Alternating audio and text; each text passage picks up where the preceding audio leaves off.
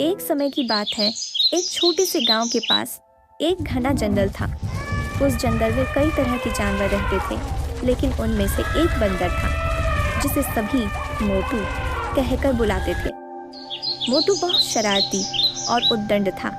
वह बिना किसी कारण के गांव के लोगों को परेशान करता और उनके घरों में घुसकर चीजें इधर उधर कर देता।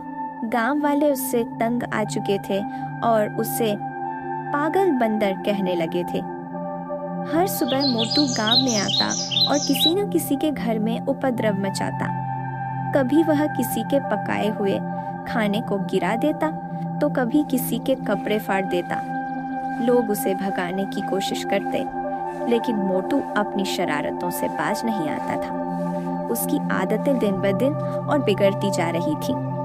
एक दिन गांव के मुखिया ने सभी गांव वालों को इकट्ठा किया और कहा, हमें इस पागल बंदर से छुटकारा पाने का कोई उपाय ढूंढना होगा। अगर यह इसी तरह हमारी चीजों को बर्बाद करता रहा तो हम चैन से नहीं रह पाएंगे। उसी गांव में एक बुद्धिमान बूढ़ा व्यक्ति भी रहता था जिसका नाम दीनू था। वह शांत स्वभाव का था और हमेशा लोगों की मदद करता था। दीनू ने सभी से कहा, इस बंदर को सजा देने या भगाने से कुछ नहीं होगा।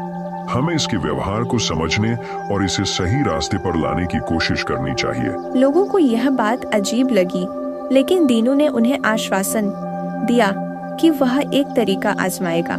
अगले दिन जब मोटू फिर से गांव में आया और अपनी शरारतें शुरू की, तो दीनू ने उसे बुलाया और कहा, मोटू, तुम बहुत ताकतवर और तेज हो, लेकिन क्या तुम सच में खुश हो?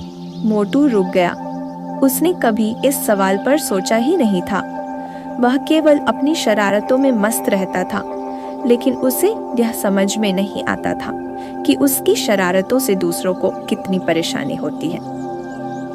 दीनू ने उसे समझाया, तुम्हारी ताकत और चपलता तुम्हें बड़ा बनाती है, लेकिन अगर तुम अपनी शक्ति का सही इस्तेमाल करोगे तो लोग तुम्हें प्यार करेंगे, न कि तुमसे डरेंगे।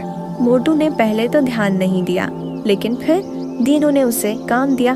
उसने कहा, अगर तुम गांव के लोगों की मदद करोगे और उनकी चीजों की रक्षा करोगे तो तुम्हें सभी से प्यार मिलेगा और तुम सच में खुश रहोगे।